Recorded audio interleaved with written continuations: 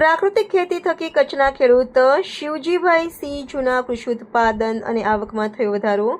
પ્રાકૃતિક ખેતીની પદ્ધતિ લીધેલા પાકોને લાંબા સમય સુધી સંગ્રહિત કરી શકાય। રાસાયણિક ખેતીથી થતા પાક, જમીન તથા પ્રકૃતિના નુકસાન સામે પ્રાકૃતિક ખેતી થકી રક્ષણ મેળવી શકાય છે। પ્રાકૃતિક કૃષિના વ્યાપને વધારવા માટે રાજ્ય સરકારશ્રી દ્વારા પ્રાકૃતિક કૃષિ જન અભિયાન ચલાવવામાં આવી રહ્યું છે। છેવાડાના ગામના પ્રત્યેક ખેડૂત પ્રાકૃતિક ખેતીથી થતા ફાયદાઓથી અવગત થઈ શકે તેના માટે સરકારશ્રી પ્રયત્નો કરી રહી છે। મોટાભાગના ખેડૂતો હવે રાસાયણિક ખેતીથી થતા નુકસાનથી જાગૃત થઈ પ્રાકૃતિક ખેતી તરફ વળ્યા છે। હાલ કચ્છ જિલ્લામાં પણ મોટી સંખ્યામાં ખેડૂતો પ્રાકૃતિક ખેતી સાથે જોડાયા છે। ત્યારે લખપત તાલુકાના માતાના મઢ ગામના શિવજીભાઈ વિશ્રામભાઈ સીજુ પોતાની કુલ જમીનમાંથી 75% જમીન પર પ્રાકૃતિક ખેતી પદ્ધતિથી ખારેક અને મગફળી જેવા પાકોનું વાવેતર કરી રહ્યા છે।